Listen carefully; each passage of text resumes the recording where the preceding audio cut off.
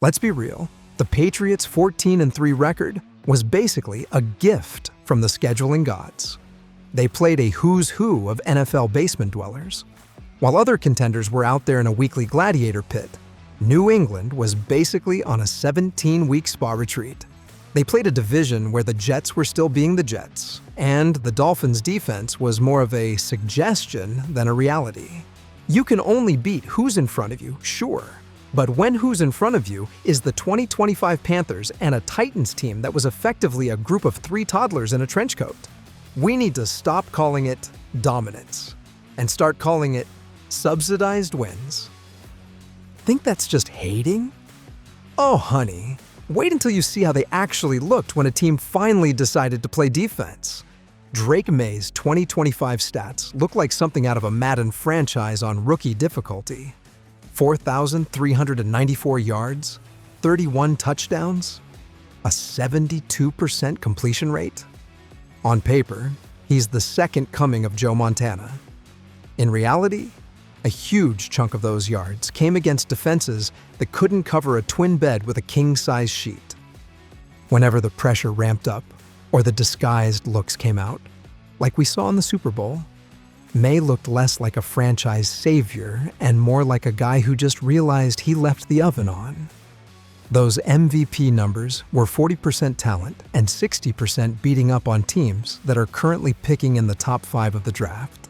But hey, you can't blame the kid entirely when the guy calling the plays is still using a playbook from 2004. Josh McDaniels is back, and he brought his favorite tool with him, a plain, slightly damp piece of white bread. Despite having a generational talent at QB and a weapon like Stephon Diggs, the offense in 2025 was shockingly predictable. It worked during the regular season because, again, they were playing the Panthers. But when they hit the Super Bowl, the evil genius got outcoached by a guy in Seattle who actually knows what a modern defense looks like. The Patriots were held scoreless until the fourth quarter in the biggest game of the year.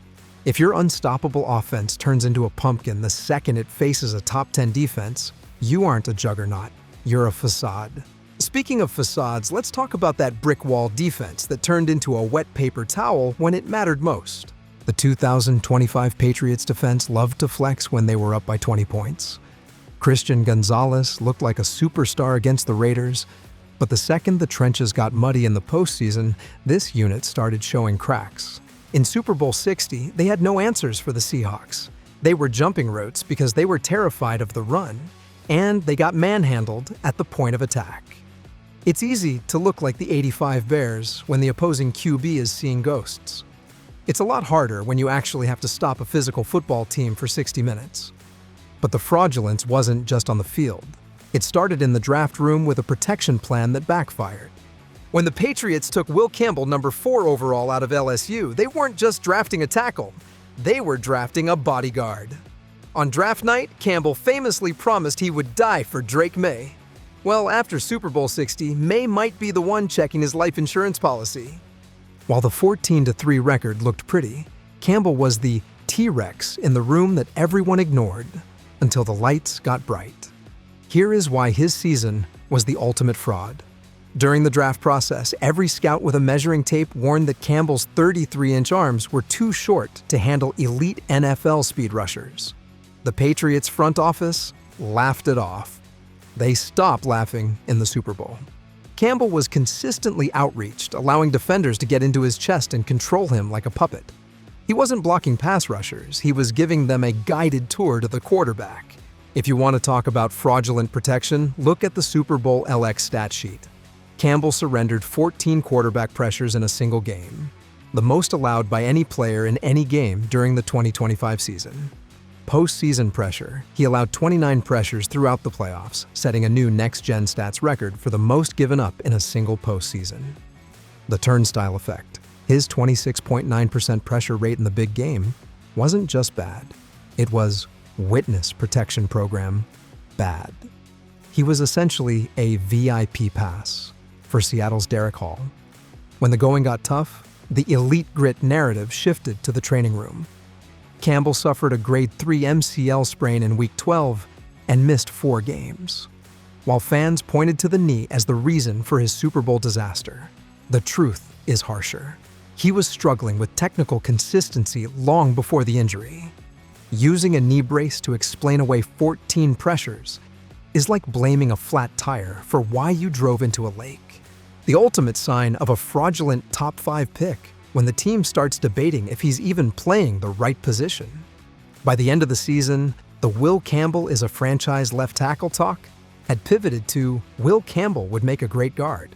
If you spend the number 4 overall pick on a guard, you didn't win the draft, you committed a felony against your salary cap. But hey, at least he's a culture fit, right? Because nothing says Patriot culture like a first-round pick who refuses to talk to the media after getting torched on the world's biggest stage. We were told Mike Vrabel was bringing back the Patriot way, discipline, grit, hard-nosed football. Then why were they averaging nearly 10 penalties a game during the first half of the season? They had a 5-turnover disaster against the Steelers and fumbled twice on the goal line. That's not championship DNA. That's a team that forgot how to hold onto a pigskin. The 14 wins mask the fact that this team was fundamentally sloppy, relying on sheer talent gaps to bail out their mental mistakes until they finally met a team they couldn't just out-athlete. And if we're talking about luck, we have to talk about how the AFC East became a 20-year-old rerun. You want to know why the Patriots won the division? It wasn't because they were elite. It's because the rest of the AFC East decided to take the year off. The Jets were a soap opera, the Bills were in a soft rebuild, and the Dolphins were essentially a track team that forgot they had to play football. Winning 14 games is easy when you start every season with a buy 6 get 6 free coupon on divisional wins. The Patriots didn't win the East as much as they were the only ones who bothered to show up to the stadium. Of course, the fraud alert sirens really started screaming once the lights got bright in Santa Clara. The Super Bowl wasn't a tough loss, it was an intervention. The Seahawks didn't just win, they dismantled the entire Patriot identity. They showed the world that if you disguise your coverages and hit Drake May more than 3 times, the whole new dynasty collapses like a cheap tent. May was big play hunting. The line was crumbling, and the coaching staff had nothing for us, according to the broadcast. You can't call yourself a powerhouse when your Super Bowl performance is described as so-so and lacking intrigue, because you were getting blown out from the jump. If you think the ending was bad, wait until you see the system that's already starting to rust. The 2025 season was supposed to prove that the Patriots were back.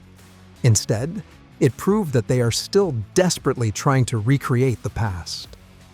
Hiring Vrabel, bringing back McDaniels, it's like watching a band do a reunion tour without the lead singer. They're trying to run an Erhardt-Perkins scheme in a league that has moved on to Shanahan-style motion and explosive space play. They were the most explosive passing team only because they were playing defenses from 2012. When the modern NFL caught up to them in February, they looked like they were playing with a dial-up connection. Which leads us to the final, most damning reality check for Patriot Nation. The second they lost, the excuses started flying. Drake May had a bad shoulder? The line was young. If your entire 14-win identity is so fragile that one numbed-up shoulder turns you into a 13-point offense, then you were never a great team. You were a lucky one. Great teams adapt. Fraudulent teams point at the medical report. The 2025 Patriots weren't a new dynasty. They were a one-year wonder that caught a hot streak and a cold schedule. The 2025 New England Patriots were a masterclass in marketing. They sold us a 14-3 record, an MVP candidate, and a return to glory. But when the Seahawks pulled back the curtain at Super Bowl 60, all we found was a confused young QB, a prehistoric offense, and a rookie tackle who was basically a VIP pass for defensive ends. Are they better than they were? Sure. But are they the next great dynasty? Please. They're just the same old Patriots, except this time, the luck finally ran out.